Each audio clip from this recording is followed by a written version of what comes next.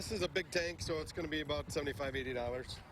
A hefty amount Gus Gessner has to shell out every time he fills up his gas tank, driving back to Fall River. I think we already pay plenty of a gas tax in the state of Wisconsin. I don't think we need to raise that any.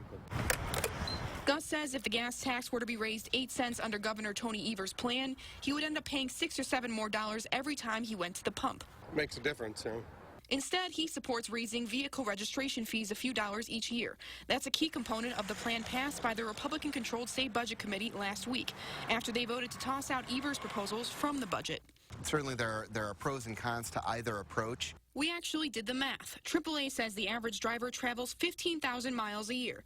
That totals about 600 gallons of gas. So Evers' gas tax increase could cost you about $49 a year. Keep in mind, though, that depends on a number of factors, including how frequently you drive and what kind of vehicle you have. The registration fee model is a little flatter in terms of whether you drive 10,000 miles a year or 20,000 miles a year. You know, it's the same cost.